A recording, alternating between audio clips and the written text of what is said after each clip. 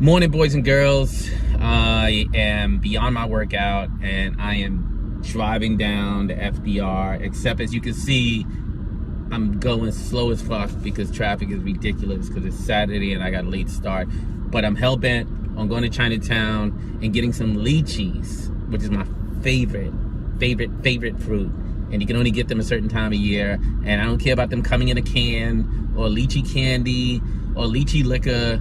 There's nothing like actual lychee fruit. So I'm going down, I'm hell-bent on getting down to Chinatown, even if it takes me 2 hours, because in this New York ass traffic, it probably is gonna take me 2 hours. But while I'm driving, I started thinking like, what do I wanna rant about today? What do I wanna bitch about today? And I keep thinking about my clients. So people know I run a company called Gem Trainers. We have about 8 people on the team. We engage nonprofits to help them fundraise, crisis management, executive coaching, and organizational development. But I always distinguish the experience of my white leaders from my black leaders. And so I work with both, just to be clear. Like, I know everybody's like, oh, I thought you hate people. No, hate white people. Like, no, I don't hate white people. My dad is white. Well, that's not a good example. But I don't hate white people. Like, I work with white people. I got white people I think do really good work. And yeah, I support them and their clients and whatever. But my black, here's the distinction. Startups, let's just talk about startups for a second, not nonprofits that have been around, been operating for 10, 20, 30 years, startups. I meet people who have a vision, have an idea, they have a concept paper, maybe they have a little bit of money, some of them don't.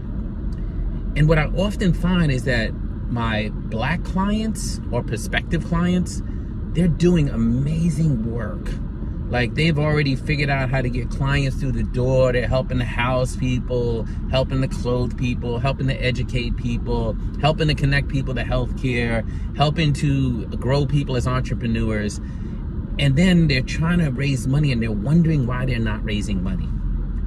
Then I have my white visionary clients, and none of this is absolute, so don't be a bitch about this and put stupid ass comments under this. Like, it's not absolute. It's not every white person. It's not every black person. Obviously, I got into nonprofit and I kicked ass and took names and raised tens of millions of dollars in a very short amount of time, which is probably why these motherfuckers kicked me out. But anyway, so my black clients, they're doing all this amazing work. And then my white clients, they have a vision, they have an idea, they have a concept, they have assets, they have collaterals, and that is what they're using to engage philanthropy.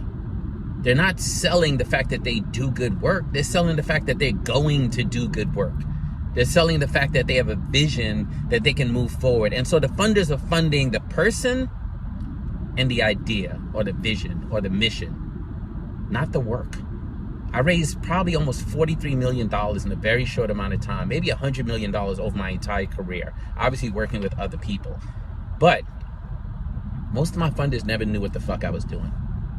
They never really knew. It was always that one meeting in their office where I'm lying, you know, yeah, I'm gonna change the world if you give me $200,000. I'm telling you, I'm gonna get rid of capitalism if you give me $200,000.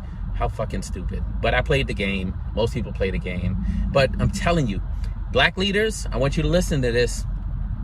Put together a set of documents that tell the story about where you want to go, your vision, and sell that. Because the more you get bogged down in doing the work, guess what? The less you're going to fundraise. And if you're a brand new ED and you're not spending 80 to 90% of your time fundraising, then you're not building an organization. And if you build something that you walk away from and it falls apart, you haven't built shit. That's my advice today. That's what I'm upset about, is that black folks think I'm gonna go do the work and then somebody's gonna come along and fund me. No, you're gonna end up not with a nonprofit, you're gonna end up with a hobby. That's what you're gonna end up with, a hobby. So if you really wanna build something, take my advice. It doesn't get lost on me, however, you know I'm not gonna finish this rant without saying this, that part of why white folks can do that is because they have capital to do it.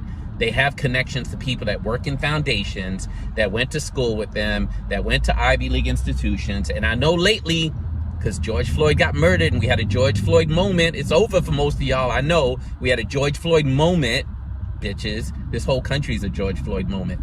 But I know that during that time, black folks have elevated into philanthropy, except some of those black folks are just as elite as the white folks who've been in philanthropy. So that doesn't make it a lot easier for black folks who want to start a nonprofit. That may not come from privilege. When I started my nonprofit, I went to Echoing Green. Echoing Green did something for me that I wouldn't have been able to achieve otherwise. Honestly, their reach and their validation was part of what got me into philanthropic spaces. Otherwise, I was just an uneducated, formerly incarcerated black man with a vision of cutting the correctional system in half by 2030 and educating other formerly incarcerated people to be able to do it. I wouldn't have been able to raise money. They helped me out. Doesn't happen for everybody. I don't want to end this rant without saying that I know that exists. I think I'm done. I'm gonna go get my lychees. I hope y'all have a good weekend. Don't let anybody steal your rainbow this weekend. Peace.